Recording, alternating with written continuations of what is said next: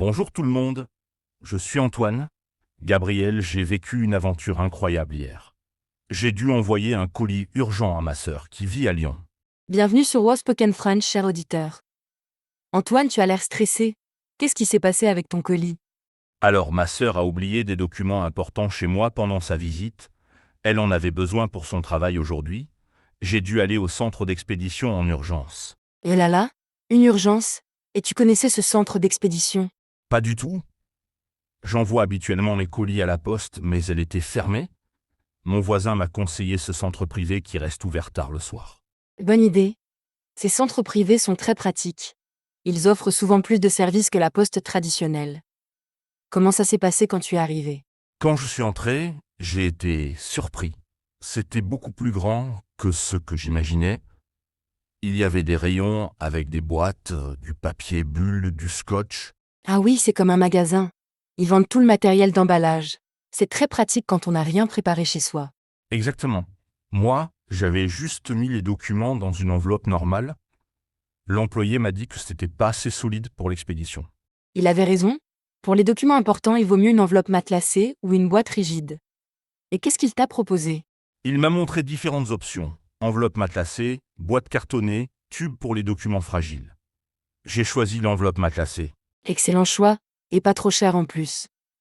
Tu as emballé toi-même ou ils ont fait le service? J'ai essayé de faire moi-même, mais j'étais vraiment maladroit. L'employé a vu que je galérais et il m'a proposé de m'aider. C'est gentil. Ils ont souvent ce service d'aide à l'emballage. Ça évite les erreurs et c'est plus rapide. Oui, il a mis les documents dans l'enveloppe, il a bien fermé avec du scotch renforcé et il a écrit l'adresse très lisiblement. Parfait. L'adresse lisible et c'est essentiel. Beaucoup de colis sont perdus à cause d'une mauvaise écriture. Et après, tu as choisi quel service? Là, ça devenait compliqué. Il y avait tellement d'options. Livraison standard, express, ultra rapide, avec assurance, sans assurance. Je comprends. C'est un peu comme un menu de restaurant avec trop de choix, et l'employé t'a expliqué les différences. Oui, heureusement.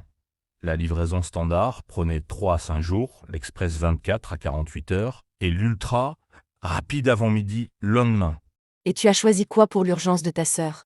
L'ultra rapide.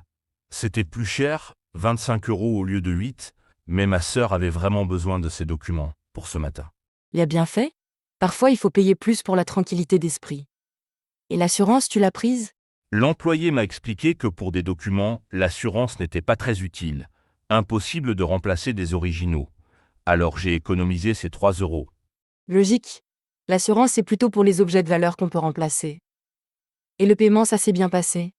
Oui, ils acceptaient tout, espèces, carte bancaire, chèque, même le paiement sans contact. Très moderne. Parfait. Et tu as eu un reçu avec un numéro de suivi? Oui, un long reçu avec un code barre et un numéro de suivi. L'employé m'a expliqué que je pouvais suivre mon colis en ligne. C'est fantastique. Moi, j'adore suivre mes colis. On peut voir exactement où ils sont et quand ils vont arriver. Vraiment? Comment ça marche? Tu vas sur le site internet de la compagnie, tu tapes ton numéro de suivi, et tu vois toutes les étapes: collecte, tri, transport, livraison. Génial! J'ai vérifié ce matin et il était marqué en cours de livraison. Ma sœur devrait le recevoir dans la matinée. Parfait. Et dis-moi Antoine, tu connaissais tous ces services avant? Pas du tout. Moi, je connaissais seulement la poste classique. J'ai découvert un monde complètement nouveau. C'est normal. Beaucoup de gens ne connaissent que la Poste. Mais il y a plein d'autres compagnies, DHL, UPS, Chronopost, Colissimo. Et elles font toutes la même chose. Plus ou moins. Chacune a ses spécialités. Certaines sont meilleures pour l'international, d'autres pour la rapidité, d'autres pour les gros colis. Intéressant? Et ce centre où je suis allé, il travaille avec quelle compagnie? Souvent, ces centres privés travaillent avec plusieurs compagnies. Ils choisissent la meilleure selon tes besoins et ton budget. Intelligent, et ils sont plus chers que la poste. Ça dépend du service. Pour les envois standards, c'est souvent similaire. Mais pour les services express, ils sont parfois moins chers que la Poste. Vraiment? Je pensais que les services privés étaient toujours plus chers. Forcément, ils ont plus de concurrence, alors ils font des efforts sur les prix. Et leurs horaires sont souvent plus pratiques. C'est vrai. Ce centre était ouvert jusqu'à 20 heures.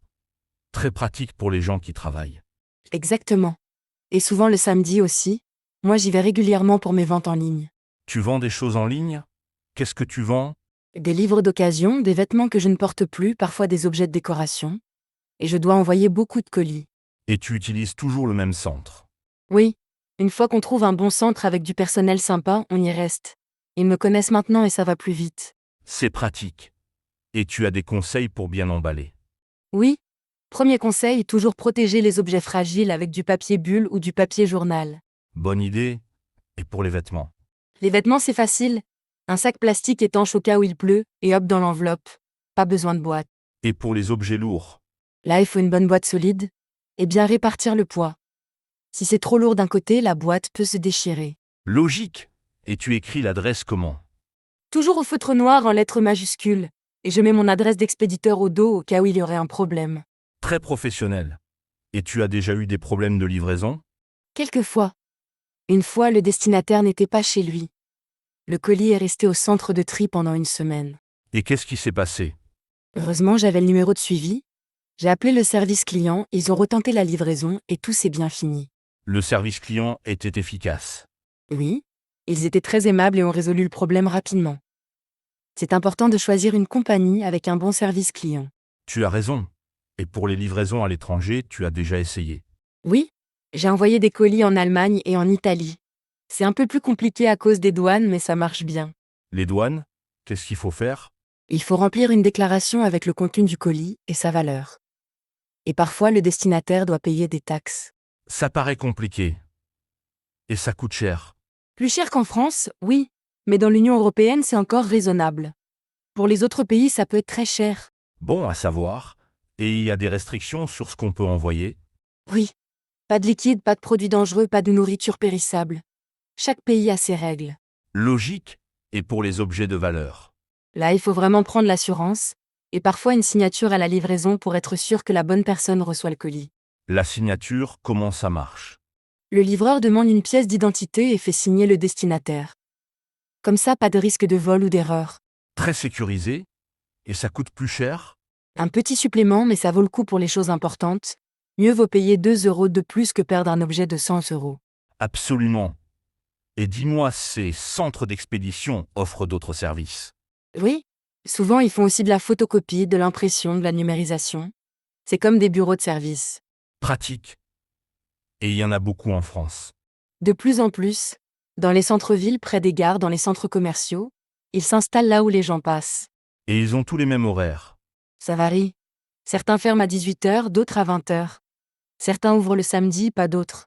Il faut vérifier. Et on peut réserver un créneau. Généralement, ce n'est pas nécessaire.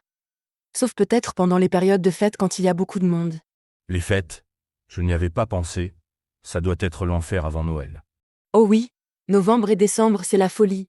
Il faut parfois attendre 30 minutes. Mieux vaut y aller tôt le matin. Bon conseil. Et ils font des promotions parfois. Oui, des tarifs réduits pour les gros volumes, des offres spéciales pour les professionnels, parfois des réductions pour les étudiants. Intéressant pour nos auditeurs qui envoient beaucoup de colis. Exactement. Et souvent, ils ont des cartes de fidélité. Après 10 envois, le 11e est gratuit ou à prix réduit. Comme au café, c'est une bonne idée marketing. Oui, et ça encourage les clients à revenir toujours au même endroit. Et niveau écologie, ces centres font des efforts. De plus en plus, emballage recyclable, véhicules électriques pour les livraisons en ville, compensation carbone. C'est bien, parce qu'avec tous ces colis qu'on envoie, il faut penser à l'environnement. Absolument. Et on peut aussi faire des efforts individuels, réutiliser des boîtes, éviter le suremballage, grouper plusieurs envois. Excellent conseil.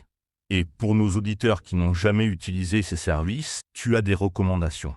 Oui, d'abord comparer les prix et services. Chaque centre a ses spécialités.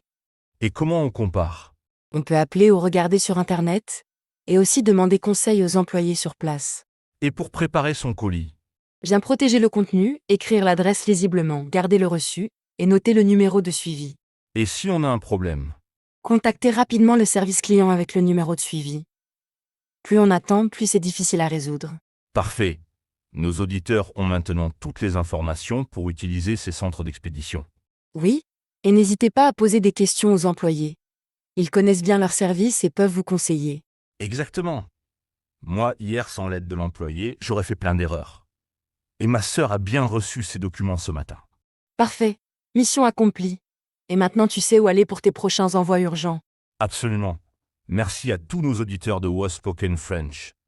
J'espère que nos conseils vous seront utiles. Merci et à bientôt, et bon courage pour tous vos envois de colis.